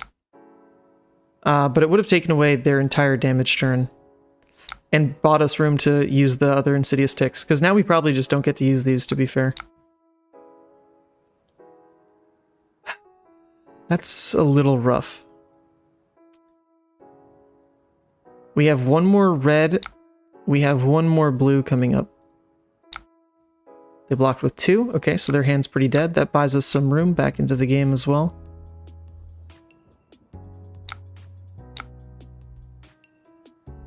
Sure, that's actually a good one to keep there. And then I'll sink below. That was actually quite nice for us. I'm also feeling we might as well... Do we want to Tunic just to shoot him for 2? That doesn't seem right, does it? Nah, we'll keep it. No need to sink that. We'll just throw 8 back at him.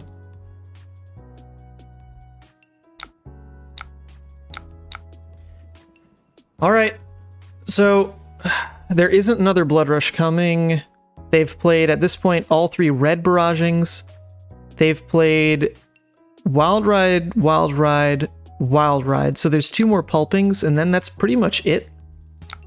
Like, they can always roll Scabs, but without Gamblers, like, it could just be the death of them. And if we see any other kind of Fuse hand, it's probably worth it. Okay, so that's... Okay, having a Blizzard here is quite nice. So we should do this now, right? Before it gets intimed. Is that how those choices work? We Blizzard right now?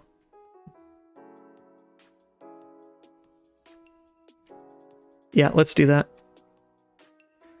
Let's Blizzard, see what they do, and then we have another response window. Should feel pretty okay. That's right, they have Tunic plus this, so they can easily pay that. Then they'll have 2 and this. So maybe they're resource tight enough that we want to throw out the Aether Hail here. I could see that happening. I could see that. We get out the Hypothermia as well.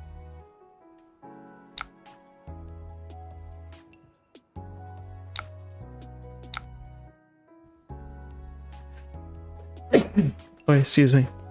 Yeah, it's a 2-block in hand anyway, right? So let's see what happens with this chain of events, because they're going to have to pay through another 2 Frostbites as well. So that alone should buy us like 6 life almost.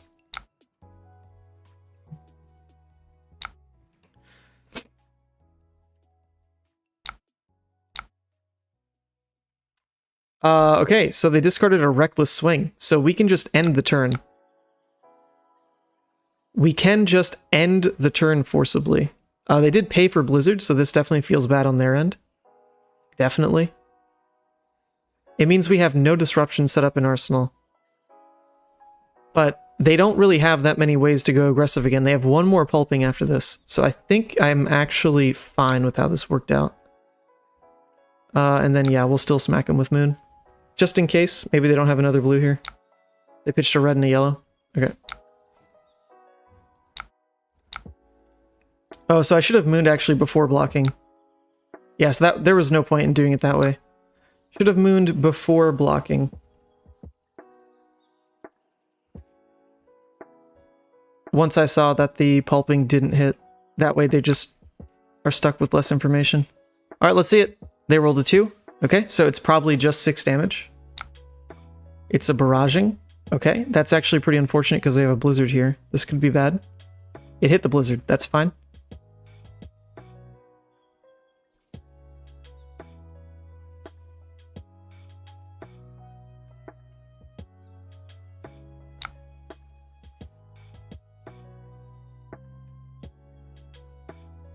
And it's a Wrecker Romp. Okay, so another Intimidate comes through, which is fine for us at the end of the day. That does suck. We didn't want to have to block with this one. I'd have preferred to leave the Frosting in the Polar Blast. But, I mean, we obviously do that. We definitely do that.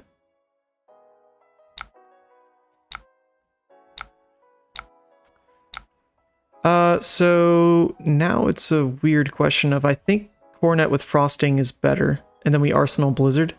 They really only have that one more go again. It's just the pulping.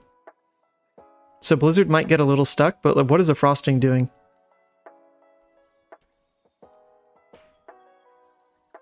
No, I think I'll get rid of the Blizzard. It's turn 12. No, so they will have seen the... They will see the pulping soon. They will see it soon. We're almost getting on complete first run through of the deck.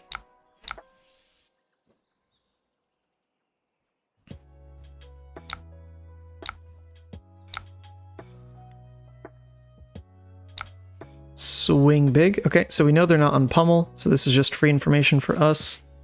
I think at this point, it's pretty safe for us to just block Cornet. We just block 8. No, we have Tunic up, right? So we don't need to use Cornet. We can just use Ironhide. So we'll do this. We'll block here. We'll block here and then sink.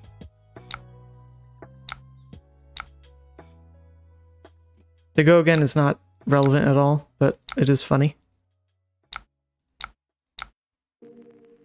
Now this actually presents lethal, which it always sucks as your opponent playing into Iyslander. Like when this happens, it's like, oh no, lethal's being presented by a physical attack. If that's the situation you're in, you know it's dire straits. You just know it.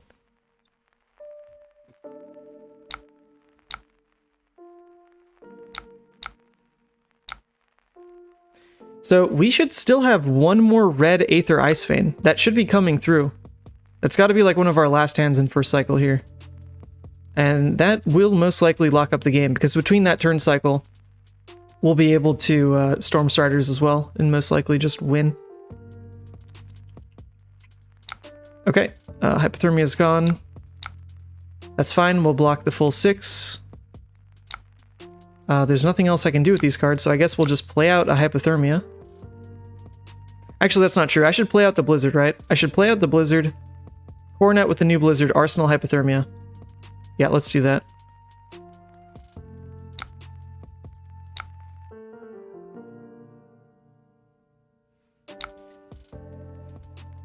They do have Tunic up, so it's not like the Blizzard really does much, to be fair, but at least it gets rid of Tunic.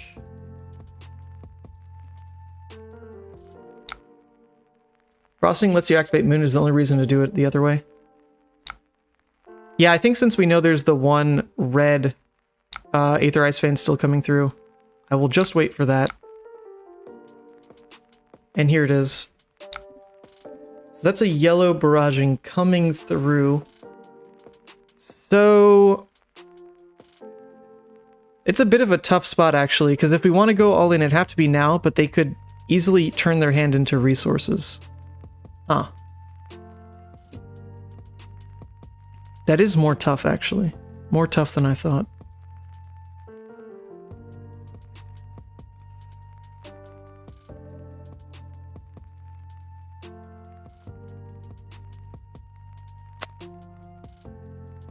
Because if we activate everything right now, it becomes...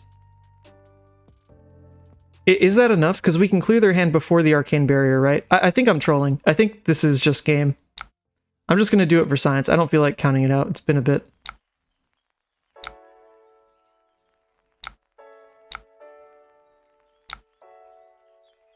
So let's let the Insidious resolve, and then we'll probably crack Amulet.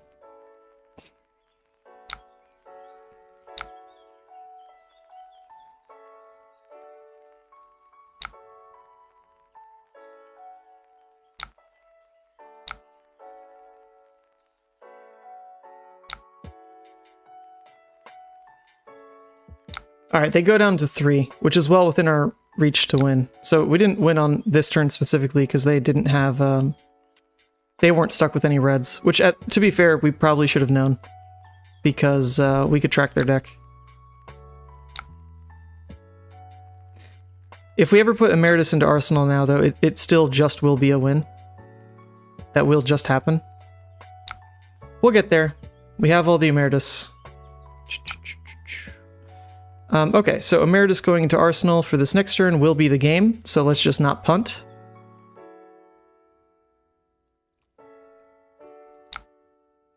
We can get rid of this.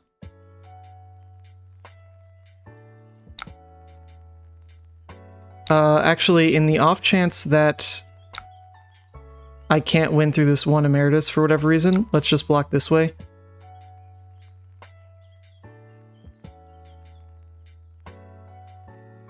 Wait, I'm so bad at this game. Let's go here, here. I guess we then Hypothermia, try to Moon, and then we Arsenal Emeritus.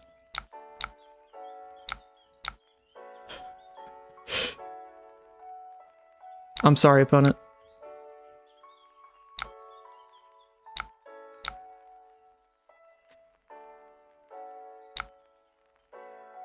Oh, actually, what am I thinking about? Emeritus is 7 damage, but it's across two instances. Oh, that's true. It's across 2 instances. Ah, alright, but we do still have one more. That's their last pulping now.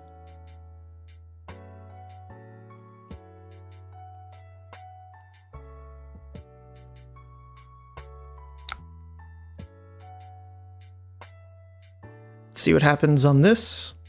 Force their hand. They pitch in a blue. They've got the one floating still.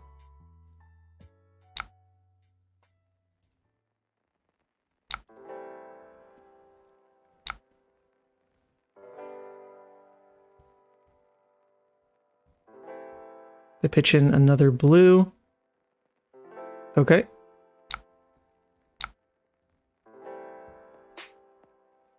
Yeah, so actually, I don't really get over it, do I?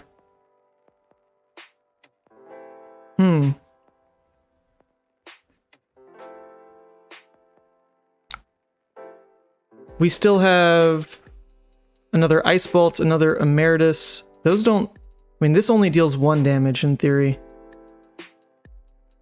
I have attacks. That won't really do it anymore either. It's just the 1 Wounded Bull anyway.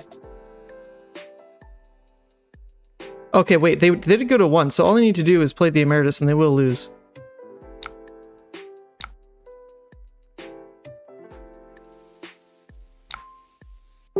So, in theory, if I can do this and not die, I should win next turn. If all they can do is claw here. I mean, let's see. Oh, wow. GG's opponent. GG. GG's opponent. Well done by them. I don't think I necessarily missed a damage, I just didn't play the Storm Starters correctly. Cool. That was a good loss. I appreciate that loss. Because what that shows me is, with the endgame here, I should have taken more of those early hands for damage. There were a couple times I chose 3 life. Oh, sorry. Yes, I'll take the loss. I chose protecting 3 life over playing a more aggressive attack. And actually, for this situation, that is just always worse. Because I was putting myself in a strong enough endgame state that I was always the one presenting, needed to be presenting lethal. I was just like, not quite there. Because of early damage that I missed. Like taking an extra 3, right? If I'm gonna die to a barraging claw for 5, then I could be at 1 in that situation and it'd be the same. So 3 damage that I protected on like an E-strike was just not worth it.